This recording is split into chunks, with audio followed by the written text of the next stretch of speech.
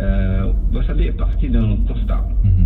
Nous travaillons depuis plusieurs années de la Malaisie avec les plus grands salons professionnels de l'économie du halal.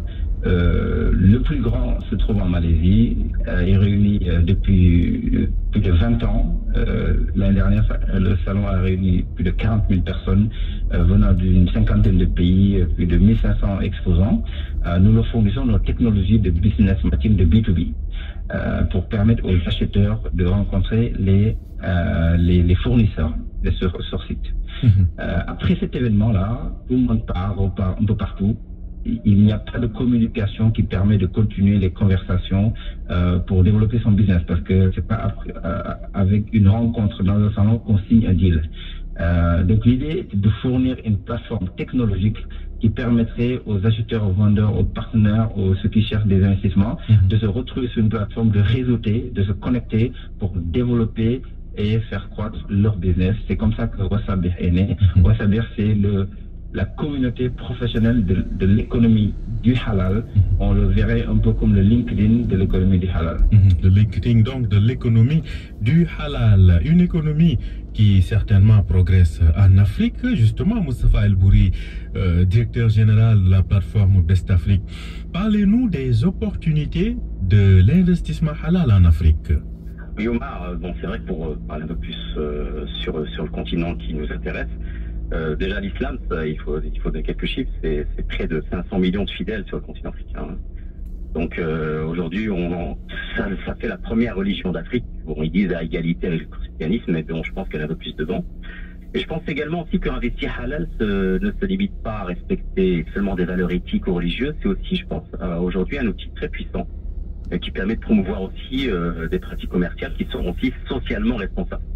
Il y a une croissance vraiment exponentielle de l'économie halal dans le monde, comme l'a dit Mamadou, et je pense vraiment que cette croissance, elle offre à l'Afrique vraiment la possibilité d'exploiter vraiment ces avantages qui sont vraiment des avantages, je dirais, démographiques et culturels à la fois. Dans ce secteur, et de créer des emplois pour une population qui est, il faut reconnaître, majoritairement jeune. Donc c'est aussi une opportunité.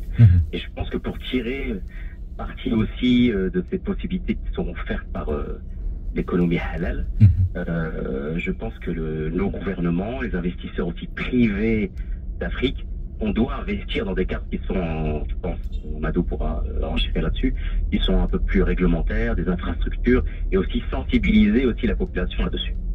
Sensibiliser davantage la population. Alors, Mamadou Ndiaye, donc directeur et fondateur de Wasabir, Wasabir, je pense que je prononce mieux.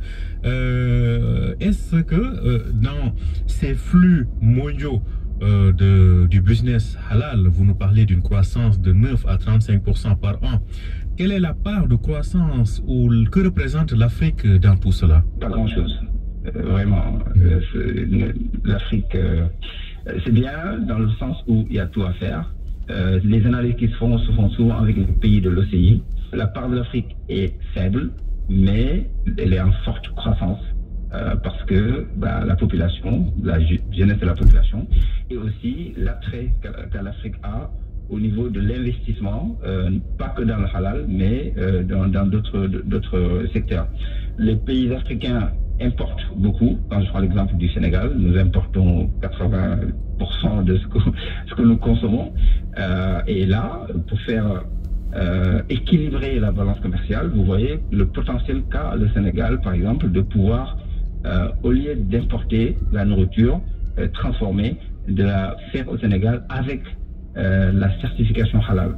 Là, ça positionnerait le Sénégal. Je pense un cas concret, parce que ça fait un peu de 2 ans qu'on est en train de travailler avec le gouvernement ici, avec les agences gouvernementales, pour que le Sénégal se positionne comme leader ouest-africain dans l'économie du halal.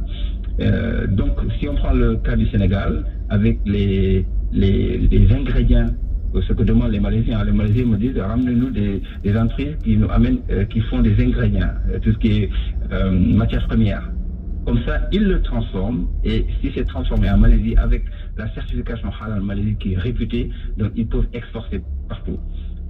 Donc le Sénégal peut se positionner en mettant en place une industrie de transformation avec la certification halal, les Malaisiens le font à travers ce qu'on appelle des halal parks, des parcs industriels halal. L'idée, c'est de faire venir des multinationales qui vont produire avec toute la chaîne de la matière première, de la certification, de la formation, de la transformation, de la logistique, tout ça dans un cadre industriel.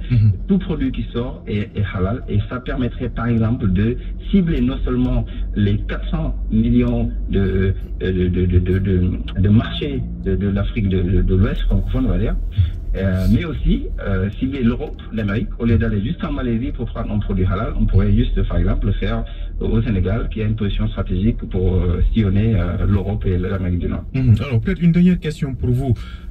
Les marchés africains, vous parlez de l'exemple que vous citiez avec 90% des produits de consommation qui sont importés. Les marchés africains sont plus des pays de consommation des produits halal ou d'exportation des produits halal, et surtout quels sont les pays du continent qui représentent le plus d'opportunités dans ce secteur-là? Les marchés africains importent le halal. Ils importent un peu de tout, par exemple. Est-ce que c'est les pays à majorité musulmane ou bien les pays où il y a une communauté musulmane? Par exemple, si on prend le cas du Nigeria, un grand marché, voilà, qui importe selon de la base de la taille de sa population. Les marchés africains importent en général avec le cadre de l'OCI, ça aide bien à importer facilement des pays de l'OCI qui ont pour beaucoup la certification halal, mais on importe de partout. Par exemple, on importe de France, on importe d'Inde, des produits qui ne sont pas forcément halal ou qui n'ont pas forcément la certification halal.